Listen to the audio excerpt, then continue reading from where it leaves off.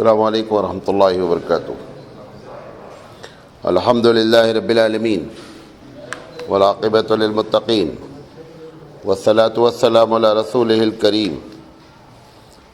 فاعوذ باللہ من الشیطان الرجیم، بسم اللہ الرحمن الرحیم۔ لقد کان لکم فی رسول اللہ اسوۃ حسنہ،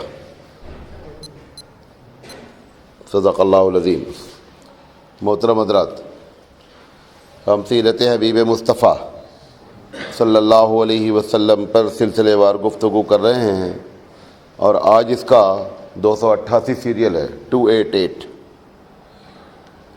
ہم نبی کریم صلی اللہ علیہ وسلم کے اسوہ حسنہ کھانے کے بارے میں بات کر رہے ہیں۔ تو ہم نے آپ کو بات جہاں تک کی ہے وہ یہ ہے کہ کھانے میں دسترخوان اٹھانے تک کیا چیزیں جو ہیں وہ سنت سے ثابت ہیں، صحیح حدیثوں سے وہ پیش کرنے کی کوشش کی، اور کھانے میں کیا چیزیں منع کی اس کی بھی ایک پوری لسٹ گرا دی۔ منع کرنے میں ایک چیز رہ گئی تھی، وہ بتا دیتا ہوں، پھر اس کے بعد یہ بات کرتے ہیں کہ اللہ کے رسول صلی اللہ علیہ وسلم کو کھانے میں کیا چیز پسندیدہ تھی۔ یہ جو جانور ذبح ہوتا ہے اس میں 7 چیزیں ایسی ہیں جو منع ہے، گرچہ اختلاف ہے اس میں امام شافعی علیہ الرحمہ کا اور امام اعظم کا، لیکن 7 چیزوں کے بارے میں یہ ہے کہ وہ چیزیں جانور کی حلال جانور کے ہونے کے باوجود بھی ان کا کھانا منع ہے۔ اس میں سے ایک پتا ہے، پتا جو ہے وہ ہرے رنگ کا ہوتا ہے، اس کا منع ہے۔ اور نمبر 2 مثانہ۔ مثانہ اس پورشن کو کہتے ہیں جہاں پر پیشاب ٹھہرتا ہے۔ نمبر 3 جو ہے وہ اگر کوئی جانور ایسا ہے جو مادہ ہے یعنی فیمیل ہے تو اس کی شرمگاہ، اور نمبر 4 اسی طریقے سے اگر وہ میل ہے تو اس کی شرمگاہ، اور نمبر 4 خصیے، جو اس کے کپورے جسے آپ کہتے ہیں خصیے، اور گدود جو ریڑھ کی ہڈی کے بیچ میں سے نکالتے ہیں وہ گدود، اور خون۔ یہ 7 چیزیں ایسی ہیں جو حلال جانور میں ہونے کے باوجود بھی جو کیا ہے وہ منع ہے۔ اس کے علاوہ جانور کی ساری چیزیں کیا ہے کھانا جائز ہے۔ یہ بات اس دن غالباً نہیں ہو پائی تھی آج۔ اچھا، آج ہم جو بات کرنا چاہ رہے ہیں، اللہ کے رسول صلی اللہ علیہ وسلم کو سب سے زیادہ گوشت پسند تھا۔ کیا پسند تھا؟ گوشت پسند تھا۔ اس پر یورپ میں تو کم، لیکن ہندوستان میں بڑا ہنگامہ ہے کہ صاحب وہ کیا کہتے ہیں جان لی جاتی ہے۔ تو تھوڑا سا اس کے بارے میں ہم بات کر لیتے ہیں، یہ گوشت کا چکر کیا ہے یہ۔ تو سب سے پہلی بات تو یہ ہے کہ دنیا کے جو بڑے مذاہب ہیں اس میں یہودی ہیں، جو آسمانی مذاہب ہیں، یہودی ہیں اور عیسائی ہیں اور مسلمان ہیں۔ مجوسی بھی اپنے آپ کو بھی یہودی بولتے ہیں، پارسی بھی بعض لوگ کہتے ہیں۔ بہرحال ہم جن کو ایکسیپٹ کرتے ہیں وہ یہ 3 ہیں۔ اس میں سے شاکاہاری اور مانساہاری جانتے ہیں، جو گوشت کھاتے ہیں وہ مانساہاری اور شاکاہاری۔ تو یہ مانساہاری جو ہیں گوشت کھانے والے لوگ، اس میں پوری یہودیت، پوری نصرانیت اور مسلمان 3۔ اس کے بعد بدھسٹ اور سکھ، پارسی، یہ سارے کے سارے گوشت ان کے کوئی نہ کھاتا اپنے طور پر ہوگا۔ مذہب کے لحاظ سے منع نہیں ہے۔ مذہب کے لحاظ سے جس مذہب میں اسٹرکٹلی منع ہے وہ جین مذہب ہے۔ جین مذہب ہی کا اثر دوسروں پر بھی پڑا ہے، اور اس کی بنیاد پر انہوں نے گوشت کھانے کو منع کیا ہے۔ ہندو مذہب میں اگر آپ دیکھیں گوشت کے بارے میں تو یہ بات سمجھ میں نہیں آتی ہے کہ ان کے یہاں گوشت نہ کھانے کی روایت کہاں سے آئی ہے۔ حالانکہ ان کے یہاں جتنے بڑے دیوتا ہیں، جو بڑے لوگ ہیں جن کو یہ اپنی اہم کتابیں مانتے ہیں، ان سب میں تقریباً گوشت کا ذکر ہے۔ ان کے پاس جو 2 طرح کی کتابیں ہیں، ہم ان کو یہ سمجھتے ہیں کہ ساری کتابیں مذہبی کتابیں ہیں۔ ایک ان کی کتابیں جو ہے نا وہ تاریخی ہیں، ہسٹوریکل بکس ہیں، جیسے رامائن ہے۔ رامائن جو ہے نا یہ کوئی دھارمک کتاب نہیں ہے، مذہبی کتاب نہیں ہے، بلکہ کیا ہے، ہسٹوریکل کتاب ہے۔ اسی طرح مہابھارت ان کے یہاں بڑی مشہور کتاب ہے۔ مہابھارت بھی حقیقت میں کیا ہے کہ کرشن کا اور ارجن ان دونوں کی باتوں کا کنورسیشن ہے، یہ بھی ہسٹوریکل کتاب ہے۔ ان کے پاس جو مذہبی کتاب ہے وہ 3 بنیادی کتابیں ہیں، ایک وید ہے، ایک منو اسمرت ہے اور ایک پران ہے، اور ان میں سب میں زیادہ معتبر جو ہے وہ منو اسمرت ہے۔ منو اسمرت کے باب 5 میں یہ بات لکھی ہوئی ہے کہ اللہ نے یعنی ایشور نے انہوں نے جو لکھا ہے کہ جو جانور کھانے کے لیے پیدا کیے ہیں ان کو کھانے میں کسی قسم کی کوئی قباحت نہیں ہے۔ چیپٹر نمبر 5 میں یہ بات نقل کی گئی ہے منو اسمرت میں۔ اسی چیپٹر نمبر 5 میں ایک بات اور بھی لکھی ہوئی ہے کہ جو شخص قربانی کا گوشت کھاتا ہے تو اس میں بھی کوئی قباحت نہیں ہے، وہ کھا سکتا ہے۔ تو جو ان کی مذہبی کتاب سب سے بڑی مذہبی کتاب ہے منو اسمرت، اس کے باب نمبر 5 میں یہ بات صراحت سے لکھی ہوئی ہے۔ آپ کو معلوم ہے کہ یہ جو سیتا جی ہیں رام چندر جی کی بیوی، تو سیتا جی کے ماں باپ کا تو پتہ ہے نہیں کہ سیتا جی کے ماں باپ کون ہیں۔ سیتا جی سے جب رام کی شادی ہوئی تو آپ کو معلوم ہے کہ رام کی سوتیلی ماں بھی تھی، اگر نہیں معلوم ہے تو اب معلوم ہونی چاہیے۔ تو ایودھیا میں راجہ دشرتھ کے جو لڑکے ہیں بھرت، اور ایک لڑکے جو ہے وہ لڑکے تو اور بھی ہیں، ایک رام ایک ماں سے ہیں، دوسرے سے بھرت ہے، بھرت کے ساتھ ایک اور سوتیلے بھائی ہیں۔ تو بھرت کی والدہ نے راجہ دشرتھ سے یہ عہد لیا تھا کہ کبھی کسی بات پہ خوش ہو کر، جیسے بادشاہ لوگ کہتے ہیں جو مانگنا ہے وہ مانگیے، تو انہوں نے بھی اپنی بیوی سے کبھی کہا تھا، کوشلیا اور کیکئی ان کی 2 بیویاں ہیں، تو ان سے کہا تھا کہ جو تم کو مانگنا ہو مانگیے۔ انہوں نے کہا ٹھیک ہے، جب موقع پڑے گا تو مانگ لیں گے۔ تو رام چندر جی چونکہ مزاجاً اچھے آدمی تھے اور بڑے سوچ سمجھ کے آدمی تھے، تو ان کو محسوس ہوا کہ راجہ دشرتھ کی گدی پر رام آنے والے ہیں، لہذا انہوں نے مانگا یہ کہ آپ کا جو بیٹا رام ہے اس کو آپ شہر بدر کر دیجئے 14 سال کے لیے۔ تو 14 سال ان رام سے جب کہا گیا کہ دشرتھ نے کہا کہ تمہاری جو سوتیلی ماں ہیں ان سے میں نے وعدہ کیا تھا، اور انہوں نے کہا ہے کہ ان کو بنواس کر دیا جائے، جنگل چلے جائیں، تو یہ چترکوٹ کے جنگل میں یہ گئے، اور وہاں پر سیتا بھی ان کے ساتھ میں تھیں۔ تو ایک دن رام چندر جی نے سیتا، 2 روایتیں ہیں ان کے پاس، اختلاف ان کے یہاں بھی پایا جاتا ہے۔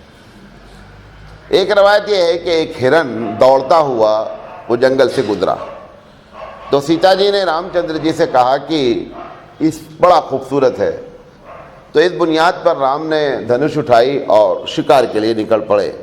جب اس شکار کے لیے نکل پڑے، اتنے میں راون جو ہے وہ جو سری لنکا کا ہے، تو راون نے سیتا کا کڈنیپ کر لیا۔ تو سوال یہ ہے کہ رام چندر جی اگر صرف سیتا کے خواہش پر ہی جان لینا چاہتے تھے تو اور بڑا گناہ ہے بھئی، کم سے کم ایک آدمی مار رہا ہے، کھا لے گا تو چلو کچھ فائدہ بھی ہوا۔ ایک روایت یہ۔ دوسری روایت یہ ہے کہ سیتا جی جو ہے وہ یہ رام چندر جی شکار کرنے گئے، یقینی بات ہے شکار گاجر مولی کا نہیں ہوتا ہے، شکار جانوری کا ہوتا ہے۔ تو انہوں نے ایک سرکل کھینچا سیتا کے لیے کہ دیکھو تم اس سرکل کو کراس نہیں کرنا۔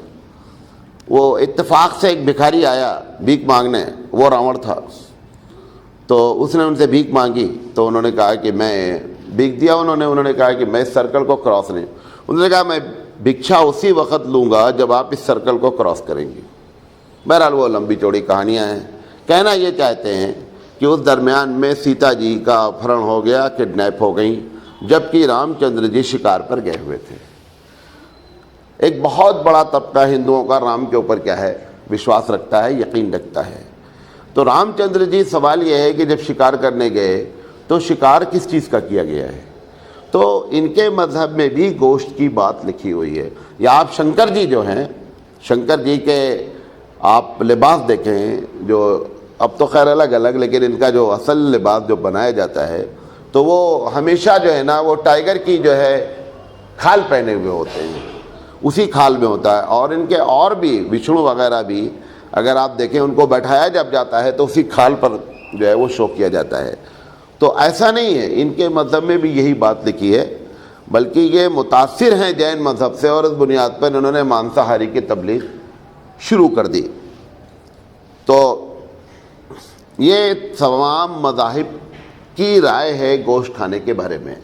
اگر اللہ کے رسول صلی اللہ علیہ وسلم جو ہے گوشت کے بارے میں کہہ رہے ہیں تو اس میں کوئی اعتراض کی بات نہیں ہے، سارے مذہب اس بات کو مانتے ہیں۔ ویسے تو میرا اپنا یہ ہے کہ یہ ایک سرکل ہے، غور سے سنیے گا، یہ جو بات کہنے جا رہا ہوں، ہر شخص غذا ہے، ہر چیز غذا ہے کسی نہ کسی۔ ہم بکری کھاتے ہیں، بکری ہماری غذا ہے، ہم کو کیڑے کھائیں گے، کیڑے مرغی کی غذا ہیں، پھر مرغی کو ہم کھائیں گے۔ یہ ایک سسٹم ہے پروردگار عالم کا، رزق کا۔ آپ بہت غور سے اس پر دیکھیں گا، جتنی چیزیں ہیں ہر چیز تقریباً کسی نہ کسی کی غذا بنی ہوئی ہے۔ تو یہ جو جانور پیدا کیے ہیں، اللہ نے قرآن مجید میں صراحتاً اس بات کا کہا ہے کہ ہم نے یہ تمہارے لیے پیدا کیے ہیں کہ تم ان کو استعمال کرو اور کھاؤ۔ تو سارے مذاہب میں یہ بات لکھی ہوئی ہے۔ ان کی ایک بہت مشہور کتاب ہے جس کو میں نے کہا مہابھارت کا جو پوری کہانی ہے، وہ تو لمبی چوڑی کہانی ہے۔ اس میں ایک جنگ ہے، ایک جنگ کی پوری کہانی ہے۔ تو ایک کورو ایک پارٹی ہے، پانڈو ایک پارٹی ہے۔ تو یہ کورو 100 بھائی ہیں، پانڈو 5 بھائی ہیں۔ تو لمبی چوڑی جنگ ہوئی ہے۔ تو اس میں یہ جو کورو کے بھائی ہیں، اس میں 100 بھائی ہیں، تو اس میں 3 بھائیوں کا کیریکٹر بہت زیادہ ہے۔ تو ایک اس میں بیچ میں پتاما ہے اور ایک اس میں یدھشٹھر ہیں۔ تو جب ان کے لوگ اس میں مارے گئے تو یدھشٹھر نے بھیش پتاما سے پوچھا کہ ان کو ایصال ثواب کا کیا طریقہ اختیار کیا جائے جو لوگ جنگ میں کام آئے ہیں، تو کوئی ایسی بات بتائیے کہ ان کی آتما کو شانتی ہو، اور یہ جب وہاں جائیں جہاں جا رہے ہیں تو آتما کو شانتی ملے۔ تو یدھشٹھر نے کہا کہ آپ ان کے لیے کچھ ایصال ثواب کریں۔ تو انہوں نے کہا کہ کمتر درجہ یہ ہے کہ جو ہے، پانی ہے، چقندر ہے، پھل ہے، السی کا بیج ہے، یہ چیزیں آپ ان کو دیں تو اس طرح سے 30 دن تک ان کو شانتی رہے گی۔ تو سوال یہ کہ 30 دن کے بعد کیا ہوگا؟ پھر اشانتی۔ تو انہوں نے کہا کہ اگر مچھلی کھلائی جائے غریبوں کو تو 2 ماہ تک شانتی رہ سکتی ہے۔ کس نے کہا؟ یدھشٹھر نے کہا۔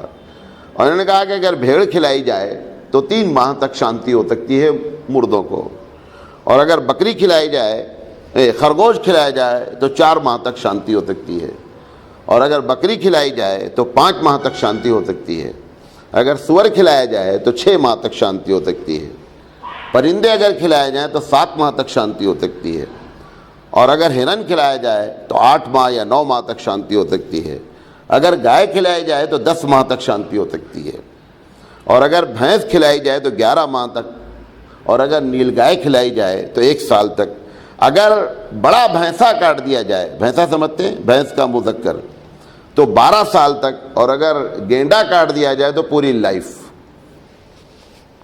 گینڈا حالانکہ بہت اکثر لوگوں کے نزدیک اس کا کھانا جائز نہیں ہے، وہ بھی کھانا جائز ہے۔ تو اگر پوری عمر تا حیات لائف ٹائم گارنٹی چاہتے ہیں شانتی کی تو گینڈا کھلانا ہے کاٹ کر کے، تو ان لوگوں کی روحوں کو کیا ہے؟ شانتی ملے گی۔ اور یا پھر انہوں نے ایک بوٹی کا نام لیا ہے، وہ ایک بہت مشہور بوٹی ہے، وہ کلاسک بوٹی کہلاتی ہے، کچھ علاقوں میں پائی جاتی ہے، یا ایک پھول ہوتا ہے کنچن کا پھول۔ تو انہوں نے کہا ہے کہ اگر یہ بھی کیا جائے تو اس سے بھی پوری لائف کو شانتی مل جاتی ہے ہمیشہ ہمیش کے لیے۔ یا پھر سرخ بکری کاٹی جائے۔ سرخ بکری ایک خاص قسم کی بکری ہوتی تھی، واللہ عالم یہ آج کل اویلیبل نہیں ہے شاید، یا یہ کہ سرخ بکری کوئی الگ قسم کی کوئی چیز تھی، اگر اس کو بھی کاٹ دیا جائے تو ان کی روح کو پوری زندگی شانتی رہے گی۔ سوال یہ ہے کہ یہ جو بات کی جا رہی ہے، مہینہ 2 مہینہ، اس سے بحث نہیں ہے۔ بحث یہ ہے کہ اس میں مچھلی سے لے کر سارے جانور کا ذکر ہے۔ اگر مذہب کے لحاظ سے جانور کا کاٹنا جائز نہیں ہے تو یہ مہابھارت میں اس بات کا ذکر کیوں کیا جا رہا ہے؟ یہ مہابھارت کا ایک باب ہے انوشاس پروا، باب نمبر 88، اس میں یہ پورا واقعہ ذکر کیا گیا ہے۔ تو مذہب کے لحاظ سے اگر آپ دیکھیں تو ہر مذہب میں جو ہے وہ گوشت کھانے کی بات کی گئی ہے، اور یہ ایک سسٹم ہے۔ ڈاکٹر ذاکر نائک صاحب نے اس میں ایک بات اور کہی ہے، ان کو آپ اچھا جانے نہ جانے، لیکن جو باتیں اچھی ہیں وہ اچھی ہیں۔ ڈاکٹر صاحب کی اپنی بات ایک ہے، انہوں نے ایک تحقیق کی ہے کہ جو دانت ہے اس کی دو کیٹیگری ہے۔ جو دانت ہمارے پاس ہوتے ہیں نا، اگر آپ گھاس کھانے والے جانور کے دانت دیکھیں گے تو وہ دانت سے گوشت نہیں کھا سکتے، جو گھاس ہی کھا سکتے ہیں، اور بعض ایسے جانور پائے جاتے ہیں جو گوشت کھا سکتے ہیں، گھاس نہیں کھا سکتے۔ اگر آپ شیر کو بہترین قسم کی گھاس کاٹ کے دے دیں تو شیر نہیں کھا سکتا۔ وہ نہ کھانے کی وجہ ایک تو دانت ہے، دوسرا معلوم کیا وجہ ہے؟ دوسری وجہ تحقیق یہ ہے کہ اس کے ڈائجیشن سسٹم میں گھاس ہضم ہی نہیں ہوگی، اس کا ڈائجیشن خراب جائے گا۔ اچھا، اور جو جانور گھاس کھانے والے ہیں اگر آپ ان کو گوشت دے دیں گے تو وہ گوشت ہضم نہیں ہو سکتا، کیونکہ وہ سسٹم اللہ نے ان کا وہ رکھا ہے کہ یہ گوشت کو ڈائجسٹ کریں، اور جن کو گھاس کھانے والے وہ گھاس کو کریں۔ دونوں کے دانت الگ الگ ہیں، سسٹم دانت کے الگ الگ ہیں۔ انسان ایک ایسا ہے، اس کے دونوں طرح کے دانت ہیں۔ ایک وہ جانور جو گوشت کھاتے ہیں اس طرح کے دانت ہیں، یہ جو کنارے کنارے ہیں، اس سے آپ چباتے ہیں ہر چیز کو، ساگ بھی کھا لیتے ہیں، لیکن یہ سامنے والے جو نوچنے والی چیز ہے نا، جو آپ کھینچ کر کھاتے ہیں، یہ گوشت کھانے والے دانت ہیں۔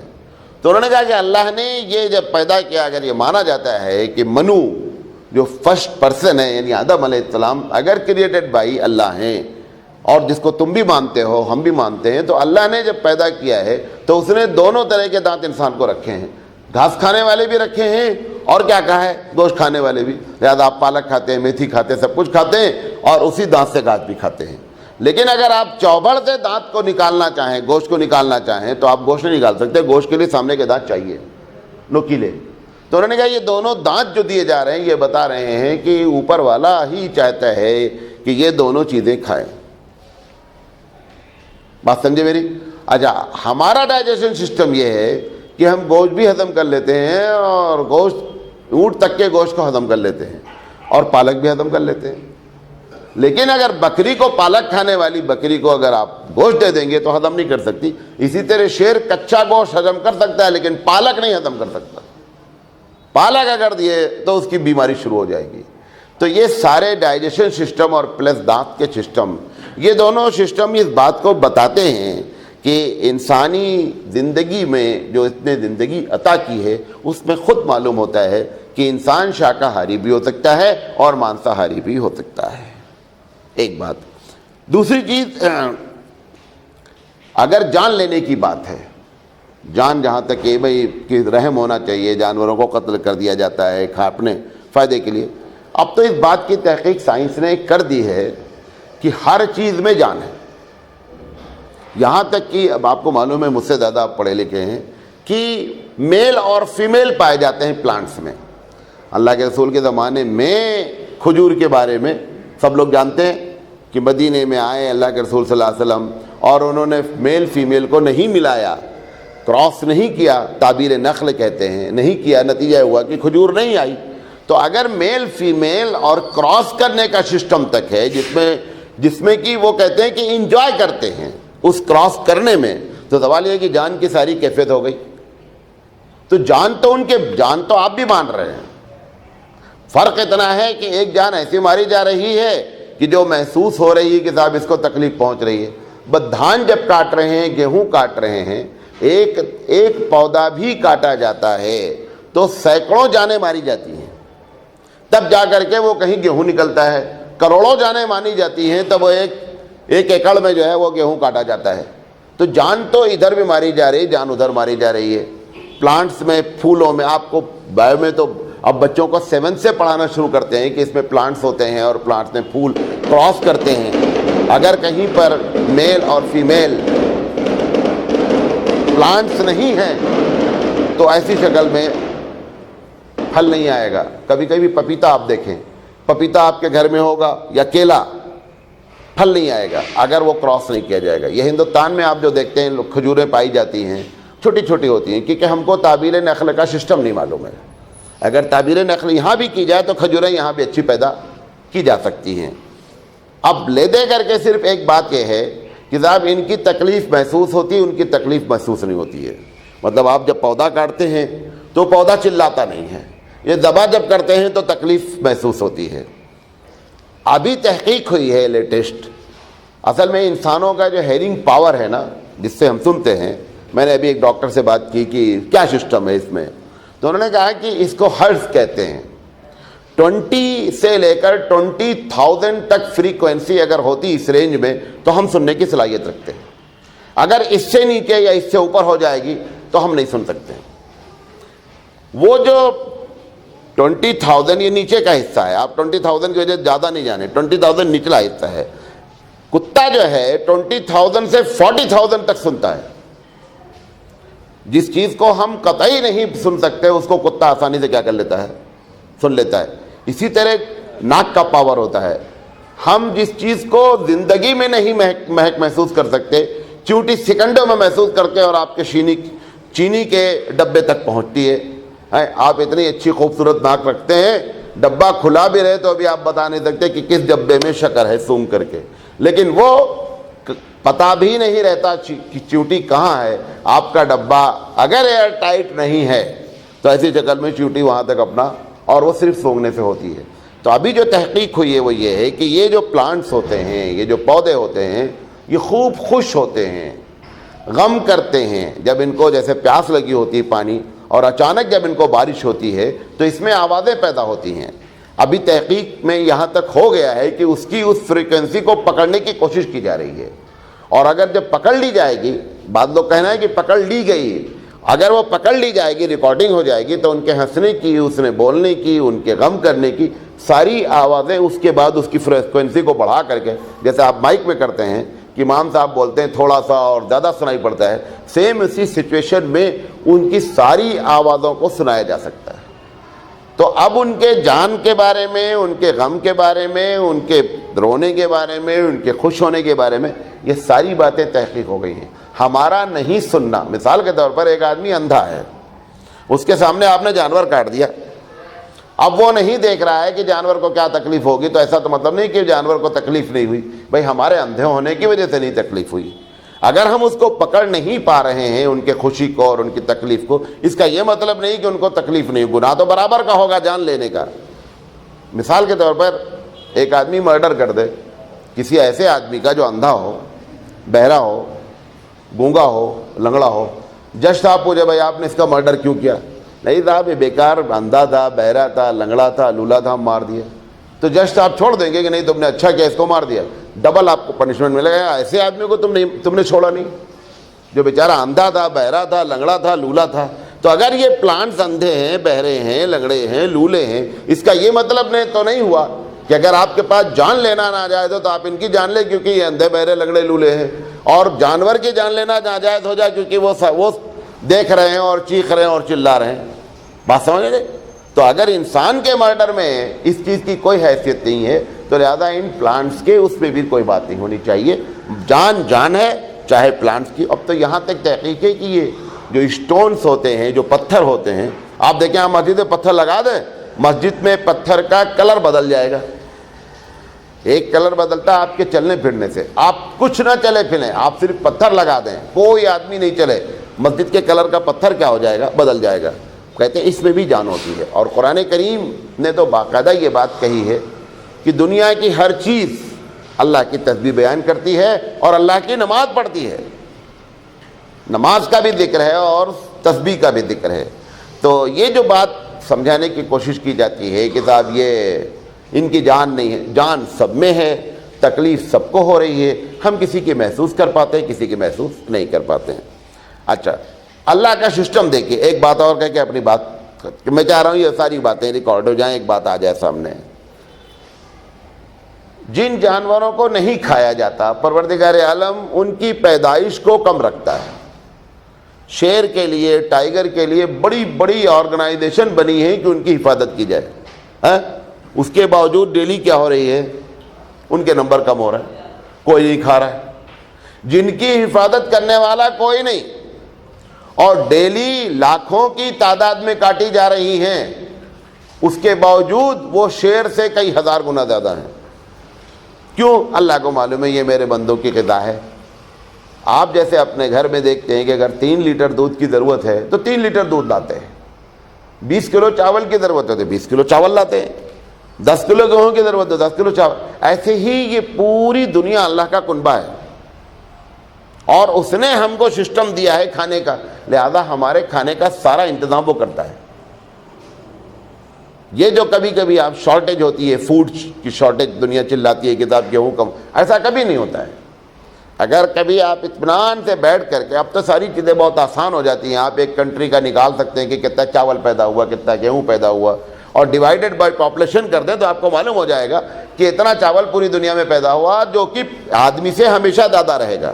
یہ بھی مزے کی بات آپ کو بتائیں. یہ جو فوڈ کی پرابلم دنیا کریٹ کرتی ہے, اب جیسے امریکہ ہے, کئی ہزار ٹن گیہوں لے جا کر کے سمندر میں ڈالتا ہے. کیوں بھائی؟ پبلک کو دے دو, فری میں دے دو, مارکیٹ گر جائے گی. مارکیٹ سے پیسے کمانا ہے. اگر ان گیہوں کو مارکیٹ میں ڈال دیا جائے تو گیہوں کا ریٹ کھٹ سے کیا ہو جائے گا؟ تو یہ کیپٹلزم کے خلاف ہے. یہ جو امریکن پالیسی کیپٹلزم جسے کہتے ہیں, یہ کیپٹلزم کے خلاف ہے. لہذا وہ کیپٹلزم کو برقرار رکھنے کے لیے ٹنوں ہزاروں ٹن گیہوں کیا کر دیا جاتا ہے, سمندر میں پھینک دیا جاتا ہے. تو جیسے جیسے اس دنیا میں آبادی بڑھتی ہے, زمین نہیں بڑھتی ہے. اللہ کیا کرتا ہے؟ زمین کی ایبلٹی کو بڑھاتا ہے. مالک کل ہے. میں اپنے بچوں کی بات بتاؤں, میں بھی کھیتی کرتا تھا.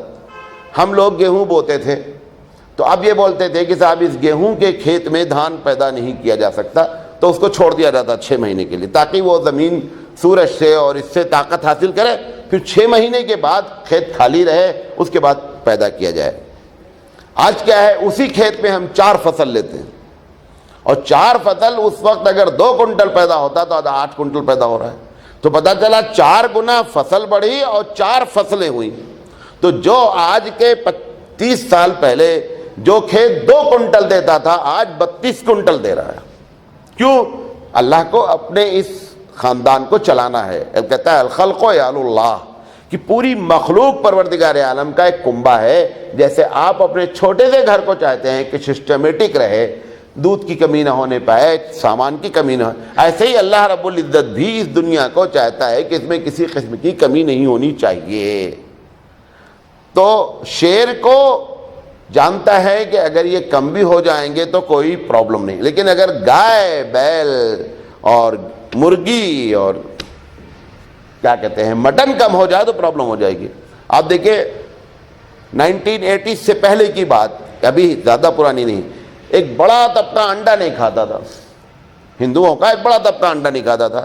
اب وہ انڈے کی طرف آ گئے. اگر آج فارم کا انڈا اللہ نہیں پیدا کرتا تو انڈا 100 روپیہ ہو جاتا ہے, ایک انڈا دیسی. اللہ نے دیکھا کہ بندے ادھر جھک گئے, پروردگار عالم نے ایک انسان کو جو عقل دے رکھی اس عقل کے ذریعے فارم کا انڈا پیدا کر دیا, اور ترکیب سے مرغی ایک دن میں 2 انڈے دے رہی ہے.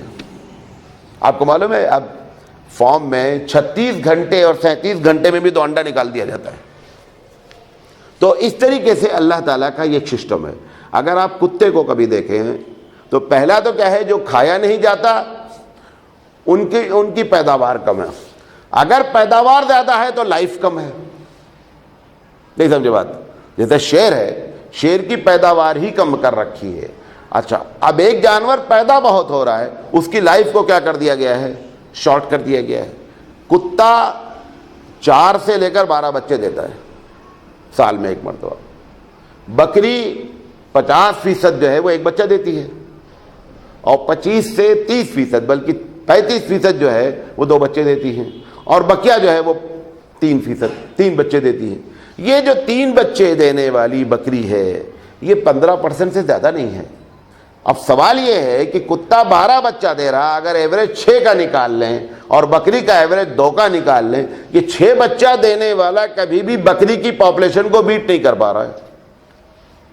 ایسا کبھی نہیں ہوا کہ بکری کی پاپولیشن کم ہو جائے اور کتے کی پاپولیشن زیادہ. حالانکہ ہونا چاہیے ایک سال میں جتنی تیزی سے وہ پیدا ہو رہے ہیں اتنی تیزی سے اگر بڑھ جائیں تو بکری کی پاپولیشن کم ہو جائے. ابھی بقرعید آپ کی گزری, لاکھوں بکریاں کاٹ دی گئیں. کوئی جانور کو اگر آپ ایک دن میں لاکھوں کاٹ دیں, ڈے سیکنڈ سے شارٹیج ہو جائے گی. اس کے دوسرے دن پھر مارکیٹ میں ویسے ہی مٹن موجود ہے. ویسے ہی کوئی ذرہ برابر نہیں تھا, 10 دن اب دکان بند رہے گی, شارٹیج ہو گئی. کچھ بھی نہیں شارٹیج ہے. تو یہ رب ذوالجلال کا ایک سسٹم ہے کہ جو انسانی ضرورت ہوتی ہے پروردگار عالم کیا کرتا ہے اسی لحاظ سے اس کو پیداوار کرتا ہے، اور جس کی ضرورت نہیں ہوتی ہے، اب کتے بچہ زیادہ دے رہے ہیں تو ان کی عمر کم کر دیا، شیر کی ضرورت نہیں ہے تو پیداوار کم کر دیا، تو دونوں سسٹم سے کر رکھا ہے، ایک کو پیداوار کم کر کے ایک کی لائف کم کر کے۔ کتے کی زیادہ لائف 3 سے 5 سال ہوتی ہے، 3 سے 5 سال کے اندر اس کو مر جانا ہے کتے کو، اسی لیے وہ کیا ہے، وہ کبھی بکری کو بیٹ نہیں کر پاتا، بکری 12 سال 15 سال 18 سال تک رہتی، تو یہ ادھر سے کور کیے رہتی ہے، کیونکہ شاکاہاری کے ساتھ مانساہاری کے ساتھ شاکاہاری کو بھی ریموٹ کنٹرول سے ریموٹ کرنا ہے۔ معلوم میں اپنی بات میں آپ کو جو سمجھانا چاہتا تھا سمجھا پایا یا نہیں؟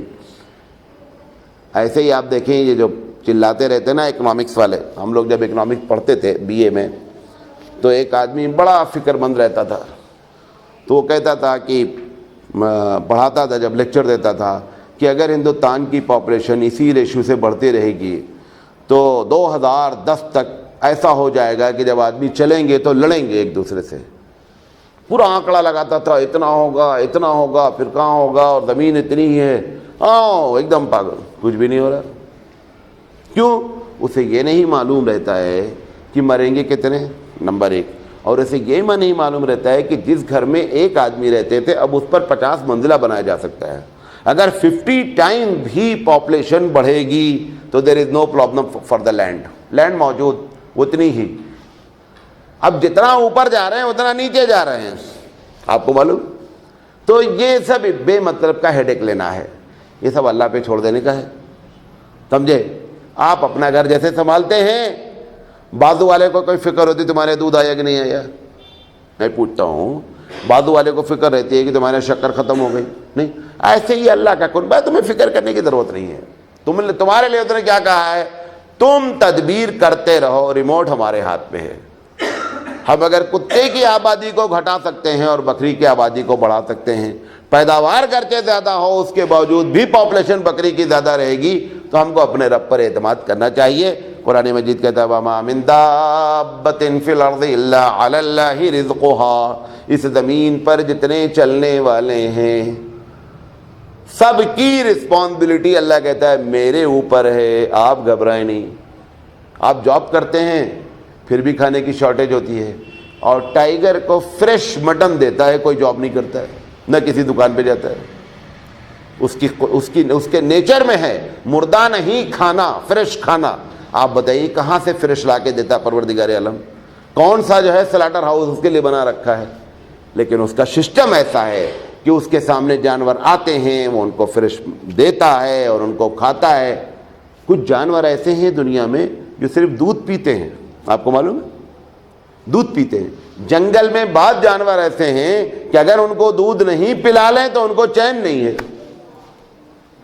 کبھی آپ نے اس کو دیکھا؟ کروکوڈائل ہے، مگرمچھ جو ہوتا ہے اس کے دانت اتنے چوڑے چوڑے ہوتے ہیں، کم سے کم 5 سے 7 انچ ہوتے ہیں، یہ چوبڑ، وہ جب وہ کھا لیتا ہے نا تو اس کے اندر سب پھنس جاتا ہے۔ جب وہ پھنس جاتا ہے تو یقینی بات ہے خلال تو کر نہیں سکتا وہ۔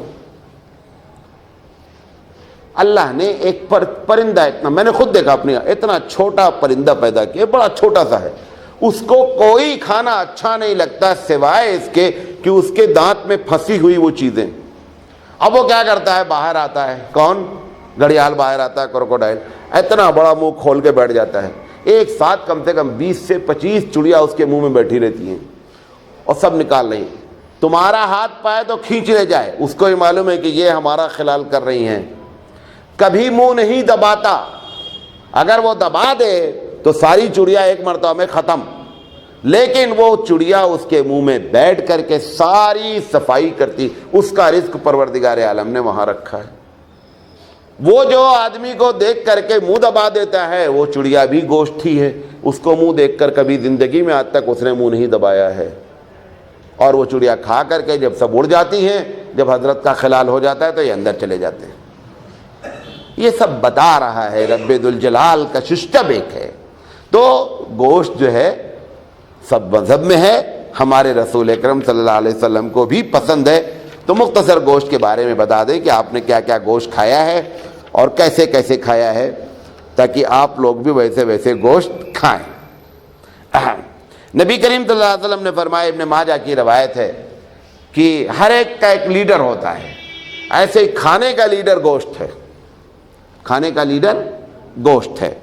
پھر آپ نے فرمایا کہ اگر گوشت کے بعد کوئی لیڈر ہے تو چاول ہے، چاول کو دوسرے نمبر پہ دیا گیا۔ نبی کریم صلی اللہ علیہ وسلم، ترمذی کی روایت ہے کہ اللہ کے رسول صلی اللہ علیہ وسلم کو گوشت دست کا پسند تھا، یہ حصے کا۔ ایک دوسری جگہ ذکر ہے وجہ کیا پسند ہونے کی، اس میں لکھا ہوا ہے کہ جلدی گل جاتا تھا، لہذا اللہ کے رسول صلی اللہ علیہ وسلم اس کو پسند کرتے تھے۔ نبی کریم صلی اللہ علیہ وسلم کو پٹھ کا گوشت بھی پسند تھا، یہ جو پچھلا حصہ ہوتا ہے اس کا بھی گوشت، اور گردن کا گوشت۔ تو یہ پریفرنس یعنی نمبر 1 پہ دست کا گوشت، نمبر 2 پہ پشت کا، اور نمبر 3 پر گردن۔ اب یہ تینوں نہیں ملے گا تو کچھ بھی کھا لو، وہ ایک الگ بات ہے۔ یہ میں نہیں کہہ رہا کہ وہاں جاؤ دکان میں تینوں ختم ہو گئے تو واپس آ جاؤ، کھایا کچھ بھی جا سکتا ہے، لیکن اللہ کے رسول صلی اللہ علیہ وسلم کو یہ بات پسند تھی۔ نبی کے انداز میں اس بات کو بھی پسند کرتے تھے کہ گوشت جو ہے نا وہ ہڈی دار ہو، ہڈی دار گوشت آپ پسند فرماتے تھے۔ کھانے میں نبی کے صلی اللہ علیہ وسلم، ویسے بھی عربوں کا کلچر یہ ہے کہ کھانے میں بھنا گوشت پسند کرتے ہیں۔ اصل میں کیا ہے، جب حالات اچھے ہوتے ہیں تو بھنا گوشت پکتا ہے، جب حالات خراب ہوتے ہیں تو سالن ڈالا جاتا ہے۔ تو سالن اس کنٹری کی اکنامک کے بارے میں بتاتا ہے۔ جیسے سالن جو بنتا ہے ابھی جب عربوں میں اب گوشت جو کھاتے ہیں حالات اچھے ہیں، ان کے جتنے عرب ہوٹل ہیں آپ کو سالن دار گوشت ملے گا ہی نہیں، ٹوٹل بھنا ہوا، یا تو کوئلے پر بھنا ہوا یا آگ میں تلا ہوا، اور ان کے پاس گوشت کا تصور روٹی سے کھانے کا نہیں ہے۔ گوشت کھانے کا مطلب گوشت کھا رہے ہیں، صرف گوشت کھائیں گے۔ یہ ہم لوگ جو گوشت میں پانی یا سالن بناتے ہیں یا گوشت میں سبزی ڈالتے ہیں، وہ حقیقت کیا ہے، یہ ہماری غربت کی علامت ہے۔ کچھ چیزیں ہم نے بھی اپنی ضرورت کو اپنا کلچر بنایا ہے۔